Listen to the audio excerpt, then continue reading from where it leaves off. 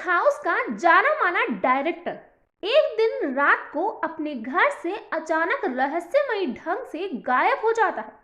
जब पुलिस इस केस की छानबीन करती है तो कई सारे चौंकाने वाले खुलासे होते हैं। आखिर ये खुलासा क्या था जिसे सुनकर हर किसी के पसीने छूट गए। इस घटना को जानने के लिए वीडियो में अंत तक बने रहे और वीडियो आपको जरा से भी पसंद आए तो लाइक, शेयर और चैनल को सब्सक्राइब जरूर कर ले। आज की ये मर्डर मिस्ट्री है एक जाने माने डायरेक्टर नीरज ग्रोवर की। इस कहानी की शुरुआत साल 2008 में हुई थी। घटना उस समय की है जब दक्षिण भारतीय फिल्मों में छोटे मोटे रोल करने वाली मारिया सुसीराज कहीं सपने लेकर अपनी किस्मत आजमाने मुंबई चली आई। अब मारिया को बॉलीवुड फिल्मों में अपनी पहचान बनानी थी। मुंबई आने के बाद मारिया एक प्रोडक्शन हाउस से दूसरे प्रोडक्शन हाउस अपने ऑडिशन के लिए घूमती है। क्योंकि मारिया साउथ की हीरोइन है तो उसे हिंदी नहीं आती थी। इसी दौरान वहां मौजूद सभी लोग मारिया पर हंसने लगते हैं। तभी एक लड़का जो कि एक डायरेक्टर था वो सामने आता है और सभी लोगों को चुप करवाता है और मारिया को समझाता है, उसे सिखाने की कोशिश करता है। इस दौरान ही दोनों में दोस्ती हो जाती है। अब मारिया को लगने लगा कि इस नए शहर में उसे कोई सहारा मिल गया है और वो सहारा और कोई नहीं बल्कि नीरज ग्रोवर ही था। दोनों साथ साथ काम पर आने लगे। जैसे जैसे दिन गुजरे दोनों का रिश्ता भी गहरा होता गया।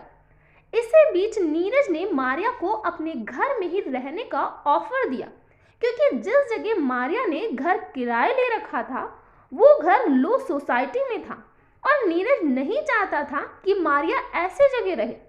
कई दिनों तक मारिया नीरज के अपार्टमेंट में रही क्योंकि नीरज मारिया को पसंद करने लगा था और ये बात मारिया को भी पता थी।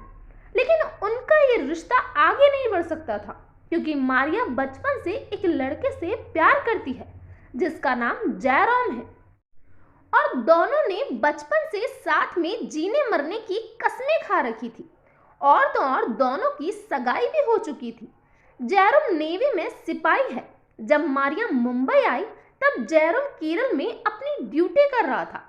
लेकिन जयराम और मारिया रोज फोन पर बात किया करते थे और बातों ही बातों में मारिया ने अपने मंगेतर जयराम को ये भी शेयर किया कि नीरज उसे पसंद करता है। ये बात सुन जयराम को उस वक्त गुस्सा आया था और उन दिनों मारिया नीरज के घर में ही रुकी हुई थी। जब जयराम को पता चला कि नीरज मारिया को पसंद करता है तो उसने मारिया को जल्द से जल्द अपना घर ढूंढने की कहा, जिसके बाद 5 मई 2008 को नीरज ने मारिया को एक नया घर दिलाने में मदद की। 6 मई को मारिया अपने सामान के साथ अपने घर पहुंच गई और वो घर नीरज के घर से 1 किलोमीटर की दूरी पर था।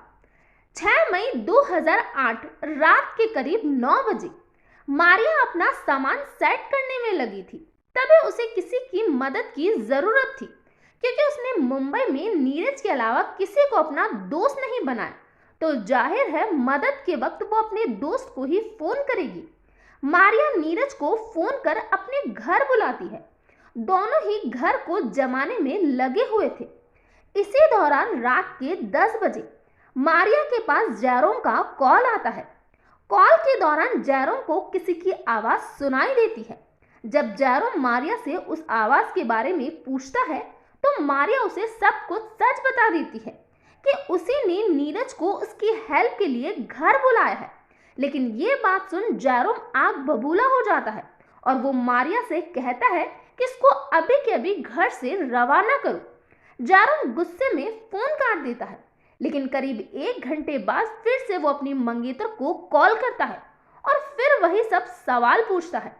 इस बार मारिया फोन काट के उसे स्विच ऑफ कर देती है। लेकिन नीरज अभी भी उसी घर में मौजूद था। वो भी मारिया और जयराम की बातें सुन रहा था। जब दोनों की बातचीत खत्म होती है तो नीरज मारिया को ये कहता है कि जब तुम्हारा मंगेतर तुम पर भरोसा नहीं करता है तो तुम्हें उसके साथ रहना भी नहीं चाहिए। मारिया रोने लगती है। इसी दौरान नीरज भी मारिया को अपने प्यार का इजहार कर देता है, जिसके बाद दोनों उस रात शारीरिक संबंध बनाते हैं। रात गुजरती है।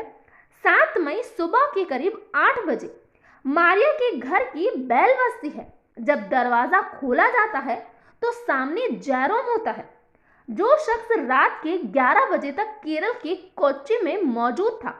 वो शख्स अपनी मंगेतर के लिए सुबह 8 बजे मुंबई पहुंच चुका था। हालांकि नीरज अभी भी वहीं पर मौजूद था और जिस हाल में वो बेडरूम में सोया था, उसे देखकर रात की कहानी साफ साफ बयां हो रही थी, क्योंकि नीरज बिना कपड़ों के सोया हुआ था।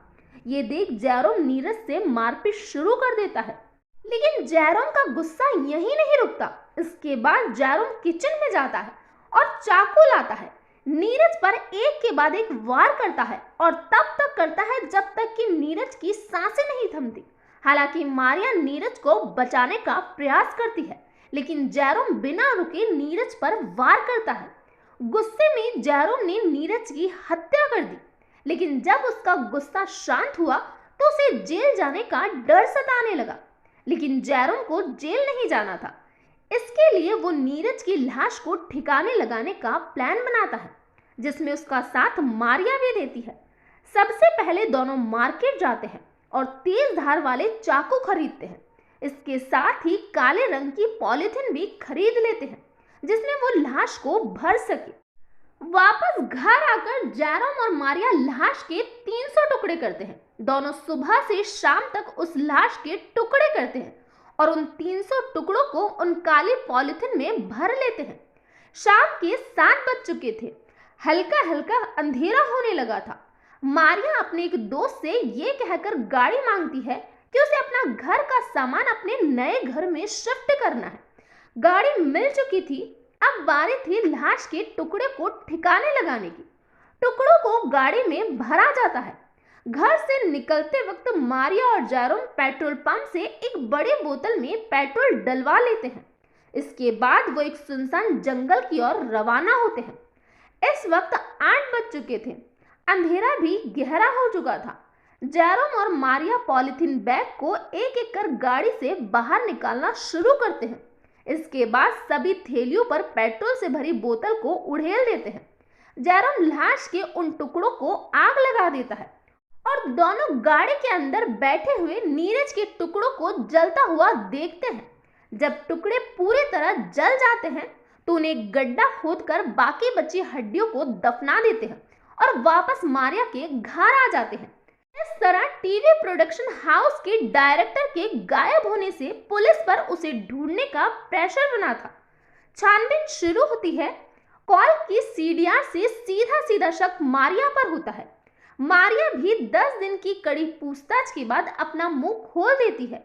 दोनों को गिरफ्तार कर जेल भेज दिया जाता है। इस केस की सुनवाई जुलाई में होती है और जज द्वारा मारिया को मात्र 3 साल और उसके मंगेतर जैरोम को 10 साल की कैद की सजा सुनाई जाती है। तो ये था पूरा मामला। इस घटना के बारे में आपका क्या कहना है, प्लीज कमेंट बॉक्स में बताइए। तो आज के लिए इतना ही। Thank you.